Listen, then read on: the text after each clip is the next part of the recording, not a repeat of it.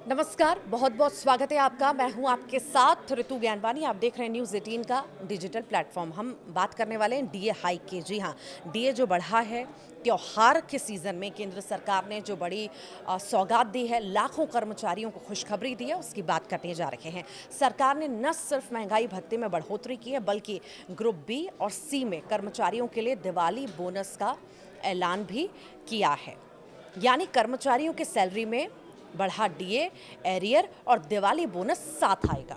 कर्मचारियों को ट्रिपल फायदा होगा इससे। डीए में 3% की बढ़ोतरी की जानकारी है। केंद्र सरकार ने कर्मचारियों का डीए 55% से बढ़ाकर अब 58 कर दिया है। ये रिवीजन 1 जुलाई 2025 से प्रभावी होगा और इसका मतलब है कि अक्टूबर की सैलरी में कर्मचारियों को जुलाई से सितंबर तक का एरियर मिलेगा। इससे त्योहार के महीने में वेतन में अच्छी बढ़ोतरी देखने को मिलेगी। सरकार हर साल 2 बार डीए बढ़ाती है, पहले मार्च में और दूसरी बार त्योहारों के आसपास सरकार डीए बढ़ाती है। साथ ही अक्टूबर में दिवाली बोनस भी देती है और इस साल मार्च में 2% की बढ़ोतरी हुई थी और अब 3% डीए बढ़ाया गया है। सरकार ने एक साल में सरकारी कर्मचारियों का डीए 5% बढ़ा दिया है। अगर किसी कर्मचारी की बेसिक सैलरी 18,000 रुपये है तो उसे 3% के हिसाब से 3 महीने का एरियर मिलाकर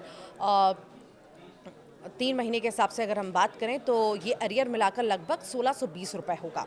ग्रुप बी और सी कर्मचारियों के लिए दिवाली बोनस है। केंद्र सरकार ने अपने ग्रुप सी और नॉन गेजेटेड ग्रुप बी कर्मचारियों को 30 दिन के सैलरी के बराबर बोनस देने की भी घोषणा की है। ये अमाउंट अक्टूबर महीने की सैलरी के साथ दिया जाएगा।